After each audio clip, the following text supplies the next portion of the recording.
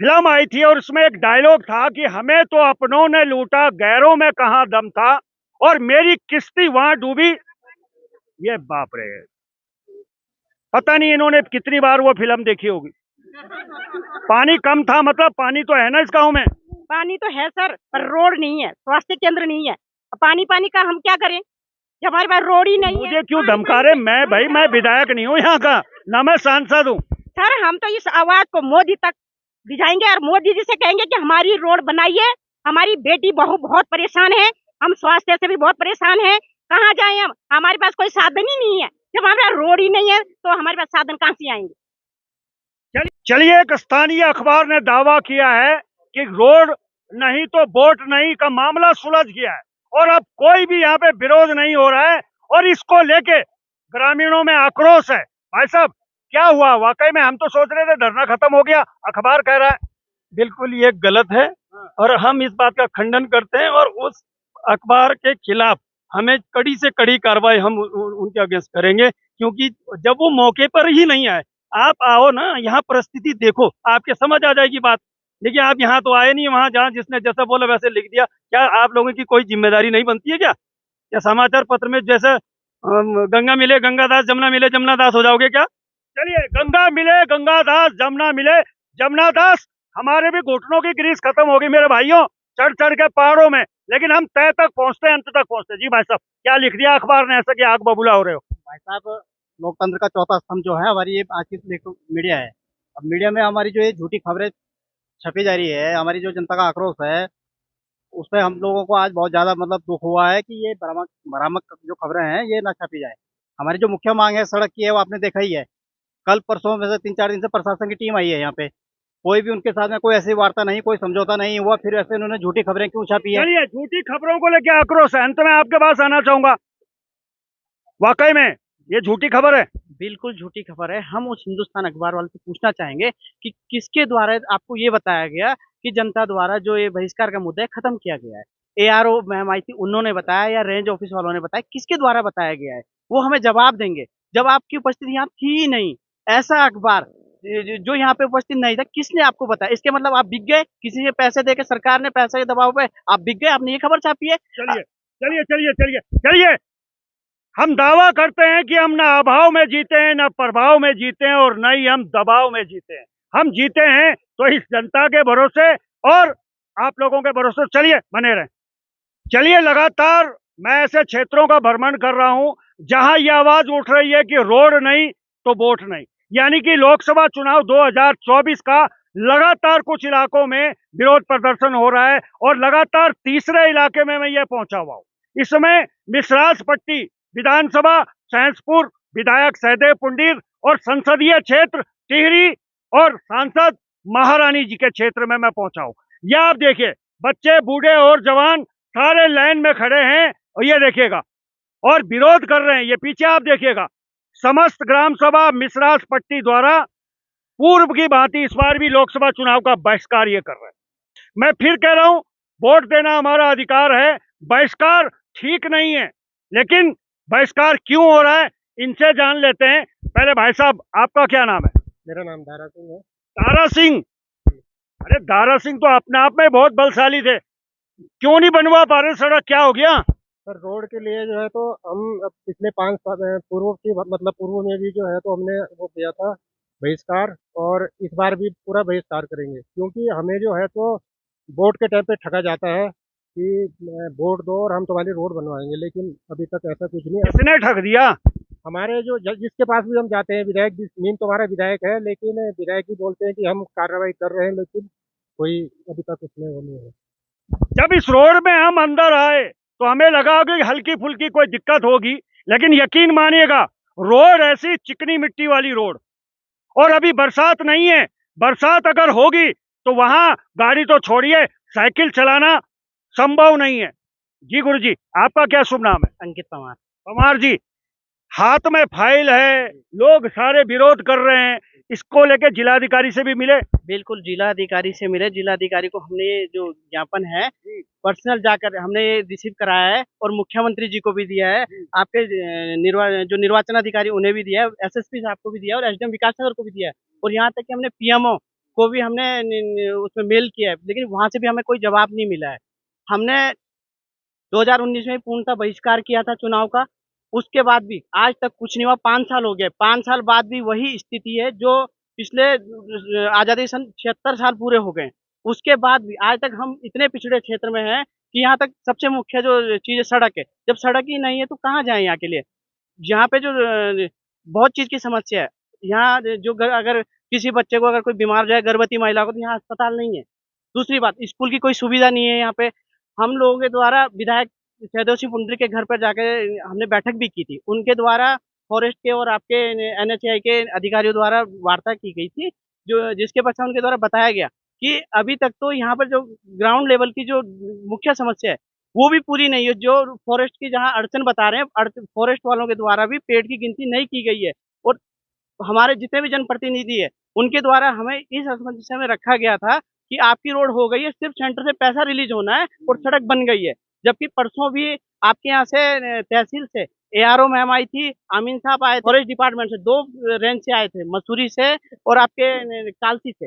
उनके द्वारा ही बताया गया कि फॉरेस्ट की अभी जो गणना है वो नहीं हुई है। तो जब फॉरेस्ट की गणना ही नहीं हुई है तो कहाँ से NHAI में रोड बन गई है। चलिए चलिए, जो भी लोग अपनी अपनी पार्टियों के झंडे और डंडे निकाल के परेश करना शुरू कर दिए हैं। परेश इसलिए करते हैं ताकि उन झंडे और डंडों में सलबट ना पड़े, उसके बाद उन्हें डंडों में लगाएंगे और बोलेंगे कि देखिए हमने उत्तराखंड को स्वर्ग बना दिया है। इनसे पूछिए स्वर्ग क्या होता है, क्योंकि ये जी रहे हैं एक नर्क। आप बात कर रहे हैं स्वर्ग की, यहाँ तो जीवन नर्क हो रहा है। ये बच्चे आप देखिएगा, ये बन ठन के सवर के निकलते हैं घर से, लेकिन धूल मिट्टी में ऐसे हो जाते हैं जैसे पाउडर लगा दियो। क्या नाम है आपका? आंचल। स्कूल जाते हो? ये सड़क कैसी है? अच्छी है? कैसे जाते हो उस रोड पे जब बारिश होती है? छुट्टी हो जाती थी।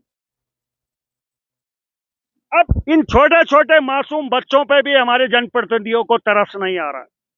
यकीन कीजिएगा 75 साल आजादी को मिले हुए हो गए। अब एक भाई साहब से बात करता हूँ। जी नमस्कार, क्या शुभ नाम है आपका? पूरन सिंह, पूर्व प्रधान हूँ मैं मिश्राज पट्टी से।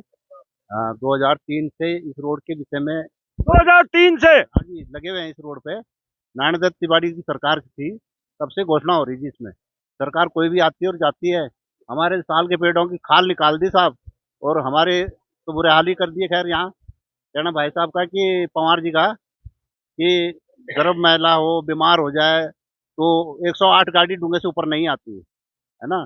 कुछ कुछ लोग तो रास्ते में मर जाते हैं, क्या करें। सरकार को कितनी बार हमने, अब देखो कौन सी वाली सरकार को कहा? कोई भी सरकार आती है, हर सरकार अपनी उत्तराखंड की? हाँ उत्तराखंड सरकार को कहा, पार्टी कोई भी हो, कांग्रेस की हो चाहे बीजेपी की हो। हमने 2019 में भी बहिष्कार किया, कुछ नहीं हुआ। तभी भी यही 5 साल बीत गए, अब फिर दोबारा चुनाव होने वाले हैं, अब फिर भी वही बात है ना। आप बताइए तो बहिष्कार वोट देके क्या करेंगे हम तो। अब सरकार कहती है नागरिकता दे रही है बाहर के लोगों को, उनको तो वोट चाहिए, नागरिकता औरों को दे रहे, क्योंकि हमारे से काम नहीं चल रहा अब, है ना। नागरिकता उनको दे रही है वोट कि भाई तुम वोट देंगे नागरिकता तुमको मिलेगी, है ना। मिसाल पट्टी वालों को नागरिकता नहीं है क्योंकि रोड नहीं है, तो क्या करें। चलिए धन्यवाद। चलिए, जनप्रतिनिधि बड़े गौर से इस खबर को देखें। आप लोग हाथ जोड़ के, हाथ मोड़ के, पता नहीं किस किस तरीके से आ जाते हो, इनके पैर पकड़ते हो, लेकिन वोट डालने के बाद में ऐसे गायब हो जाते हो ना, और झेलना पड़ता है इन्हें और ये झेलते हैं मुझे। कई खरी खोटी मुझे भी सुननी पड़ती है आप लोगों के कारण। मैं क्यों सुनूं भाई? मुझे ये सुना देते हैं, लेकिन मजबूरी है मेरी, मुझे सुननी पड़ती है। ये छोटे छोटे मासूम बच्चे हैं। ये देखिएगा, आजादी मिले हुए 75 साल हो गए थे कि हाथ भी मिला रहा, कितना सुंदर है। किसी विधायक ने हाथ नहीं मिलाया मेरे से, सांसद तो भूल ही जाइए, ये बच्चा अपना समझ रहा है मुझे। जी दीदी नमस्कार। क्या होगा मिश्राज पट्टी का? नहीं होगा सर, हमारे बच्चे स्कूल जाते हैं बरसात में, तो हमें डर लगा रहता है, पता नहीं बस कैसे जाएगी, कैसे वापस आएगी, कितना डर लगा रहता है हमें। और बरसात में तो कोई पैदल भी नहीं चल सकता इस रोड पे, तो गाड़ियों से तो कोई मतलब ही नहीं है। बरसात में बहुत बुरी हालत हो जाती है रोड की, इसलिए हम तो वोट भी नहीं देंगे जब तक हमारी रोड नहीं बनेगी। चलिए, बड़ा मायूस हो गई है, कह रहे हैं कि हम वोट नहीं देंगे। भारत निर्वाचन आयोग बड़े बड़े पोस्टर लगा रहा है कि वोट देने चाहिए, आप लोग कह रहे हैं हम वोट नहीं देंगे। कैसे काम चलेगा? वोट नहीं देंगे सर। वोट हमारे दोगे नहीं? नहीं, जो रोड नहीं तो वोट क्यों? हर बारी सरकार हमें आश्वासन दे रही कि रोड बनेगी। अभी तक तो सर हम मेरी 35 साल उम्र हो गई, अभी तक तो कोई रोड नहीं देखी हमने इधर। ये कच्ची रोड में आना जाना है। बच्चे यहाँ ससुराल है आपका? जी, मायका कहाँ है? मायका भी यही है सर मेरा। मायका भी यहीं हाँ है? जी, अच्छा, चलिए इनसे पूछता हूँ, आपका मायका कहाँ है? मेरा मैका उत्तरकाशी बड़कोट में सर। मैं वहाँ तो बढ़िया रोड है, टन टनाटन। जो घराट है ना सर, उसमें भी रोड है, उसमें भी बिजली है, उसमें भी पानी है। छान है एक पशुओं के रहने के, उसके लिए भी रोड है, उसमें भी पानी, उसमें भी बिजली है। रिश्तेदार तो आते नहीं होंगे, कहते हैं पहले रोड बनाओ। के लड़कों की शादी करनी भी बहुत मुश्किल हो गई सर, हमें रिश्तेदार तो कोई आते नहीं सर। अच्छा, लड़कों की शादी हो रही है यहाँ, लड़की दे रहा है कोई? कौन देगा सर? आप देख ही रहे हैं हालत को। मैं ये बहुत जगह मैं ये प्रयोग कर रहा हूँ, क्योंकि जहाँ सड़क नहीं है ना, लोग अपनी बेटियां नहीं दे रहे। बेटियां यहाँ से तो ले जा रहे हैं, लेकिन यहाँ करें नहीं, हमने थोड़ा थोड़ा कैमरामैन पीछे, क्या करें? दोबारा से गलती नहीं करेंगे। दोबारा से गलती नहीं करेंगे। पर चलो, जो आ गए उन्हें तो जीना है, और जीना इनका हक है। मूलभूत सुविधाएं इनका हक है। देखिए, ये वो महिलाएं हैं, यकीन कीजिएगा, जो सुबह से शाम तक काम करती रहती हैं। अभी हमने जो है महिला दिवस भी मनाया, अंतर्राष्ट्रीय महिला दिवस मना दिया, लेकिन इन महिलाओं की समस्या कम नहीं हो रही। सड़क को लेके कितनी दिक्कतें हैं। सर दिक्कत है तो क्या बोले, मतलब हर कोई देख ही रहा होगा, आप लोग भी, आपने भी आए हैं, आपने देखा होगा स्थिति क्या है। मतलब सरकार बात करती है समानता की, सीसीए लागू हो रहा है, लेकिन अभी तक भी एक ऐसी ग्राम सभा ऐसी है जहाँ मतलब सरकार, विधायक है, मुख्यमंत्री। मैंने तो सीएम पोर्टल पर भी कंप्लेंट डाली थी रोड की वीडियो डालकर, लेकिन मेरे को वहां से जो जवाब आया था वो ये आया था कि इसको विधायक के एंड से मतलब टेकल होगा।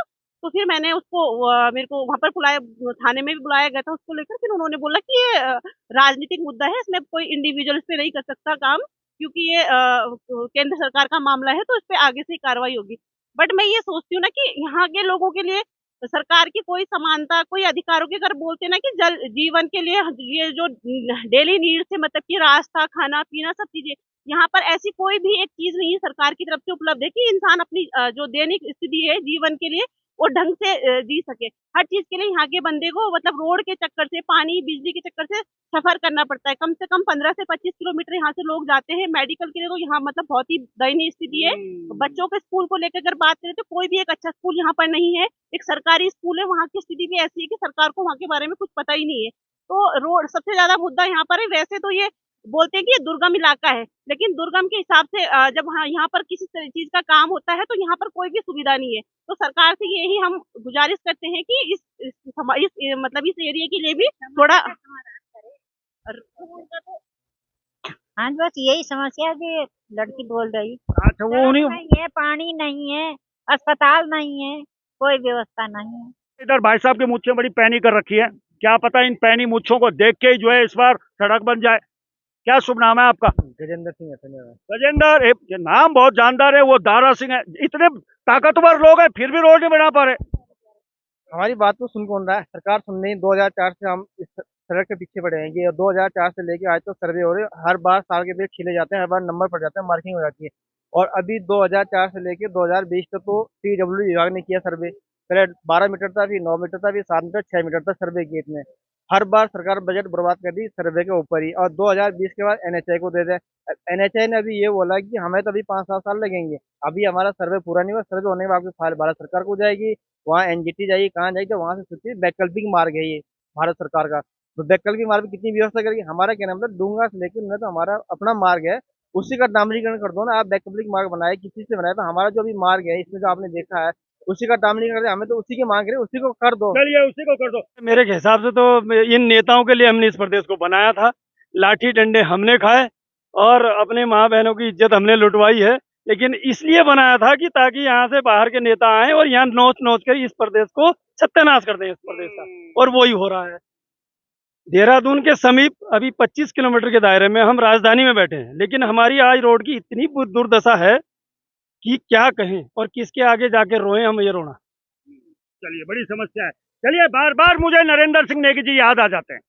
उनका वो गीत कि कख लगानी छुई, कैमा लगानी छुई, यूं पहाड़ों की कुमाऊं गढ़वाल की। कब लिख दिया था उन्होंने ये गीत? और यकीन कीजिएगा, मैं घुत्तू रगड़ गांव गया था, देहरादून से मात्र 13 किलोमीटर दूर। सड़क वहां भी नहीं है। ये 25 किलोमीटर दूर, सड़क यहाँ भी नहीं है। इसके अलावा मैं यहाँ से और एक जगह और गया था, वो 25-23 किलोमीटर वहां भी सड़क नहीं। और ये लोग कह रहे हैं कि हम तो चुनाव बहिष्कार करेंगे। तो चलिए, जिलाधिकारी देहरादून, इस खबर को आपको मार कर रहा हूं, पुष्कर सिंह धामी जी मुख्यमंत्री आपको भी कर रहा हूं। फिलहाल अभी के लिए बस इतना ही। देखते रहिए पर्वतवाणी लाइव।